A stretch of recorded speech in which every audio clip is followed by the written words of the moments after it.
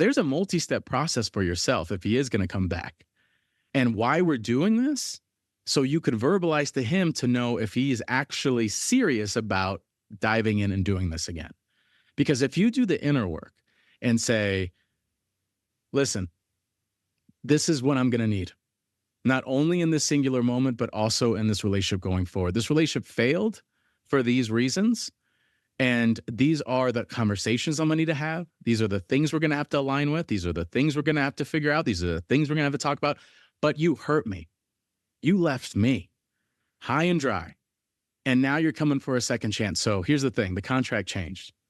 This ain't the same relationship. What does Fat Joe say? Yesterday's price is not today's price. Yesterday's price is not today's price. The relationship has changed.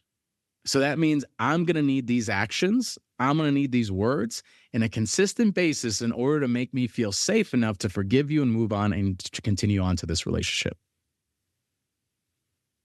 Oh, wow. What is he going to expect that? If a man ain't for real and he's just using you as a crutch, wait, no, this is difficult. You're supposed to be my weak point. You're supposed to be my crutch. I was supposed to lean on you because I'm scared because I don't have any other women. Wait a minute. This is going to be hard. I'm going to have to learn to jump like I never did before. I'm going to have to run faster. I'm going to have to have more athletic ability versus a crutch. And this is not physical therapy. This is a marathon that I'm training for. Nah, no, I'm good. They'll leave. They'll go. And you want them to. You want them to leave. And we have to hold ourselves accountable to be able to filter out these men to know if they're really there for us or not. So have the audacity to. And if he's texting, if he's this, and if he's that, and he may be saying all these things, and guess what? He may be lying to whatever he can do to get you again. And there's so many underlying psychological reasons for this. He wants to, if he wants to stay in power of you, he sees you as a sense of property. I know that's a scary word. I don't like to use that much, but he has this protective nature over you, even though you guys aren't together, even though he did you dirty. He wants to psychologically always be in your brain for a sense of ego. The idea of you hooking up with other men drives him nuts out of his own projection of what he's done to you.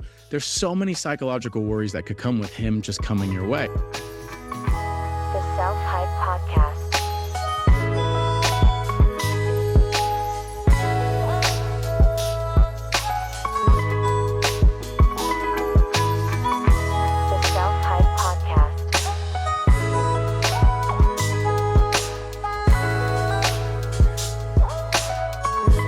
Self-Hype Podcast.